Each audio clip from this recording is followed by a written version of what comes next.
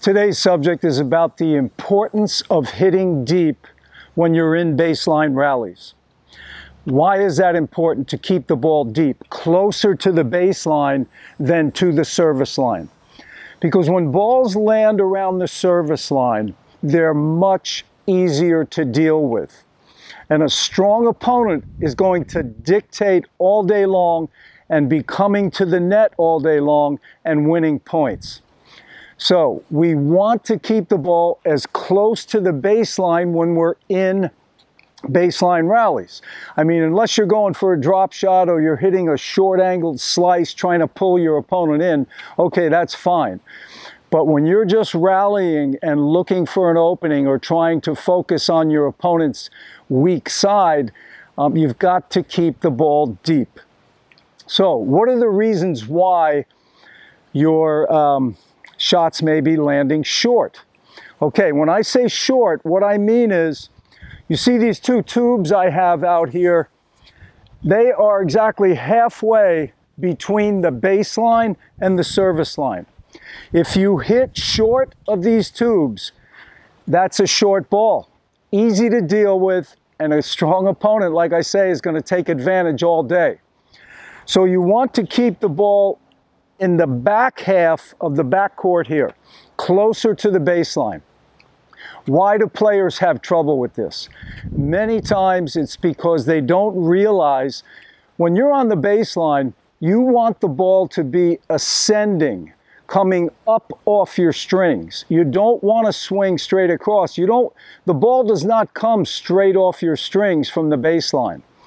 Okay, gravity will pull it down. You'll either hit the ball in the net or you're going to hit it short if you clear the net. So, how do we get lift? How do we get the ball ascending off our strings? You have to get the racket below the contact point. So you're always swinging up to hit the ball, and the ball will ascend off of your strings from the baseline. That's going to give you a nice deep shot. So when you're here, let's say this is the contact point, and I'm dropping the racket down. How low do you have to get that racket?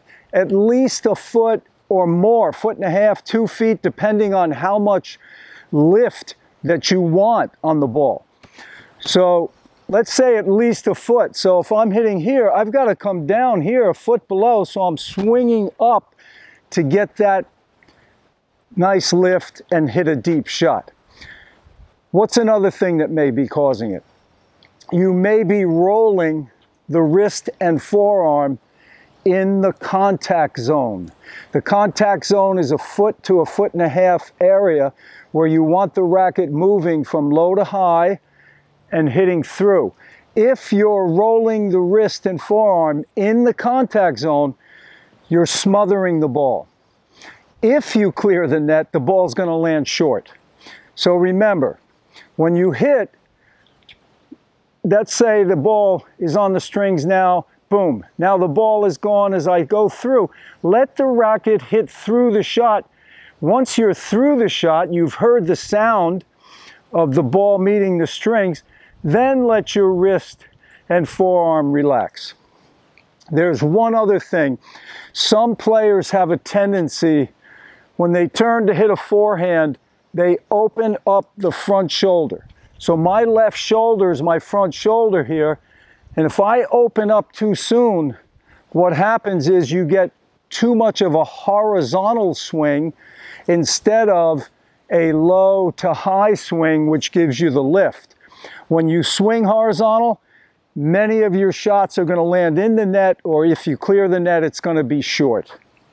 So when you go out to practice, what I want you to do is what I call pick a window. How high does Tom need to clear the net to make the ball land deep? Or how high does Joe Smith have to clear the net to make the ball land deep? That's what you have to figure out. Now, the fence around this court is 8 feet.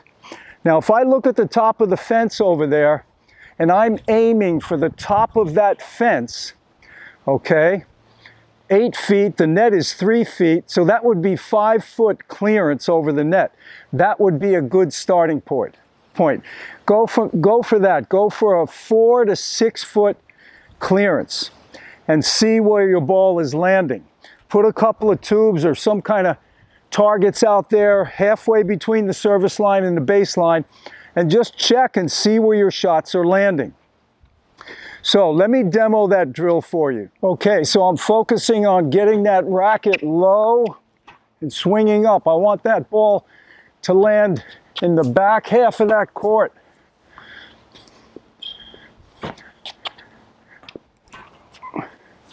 That was a little short. See, I want to get more lift. There we go. And so you want to focus on not rolling the wrist and forearm until you're through the shot. And it's like I'm aiming for the top of the fence. Okay, I got the top of the fence in mind. That's my visual.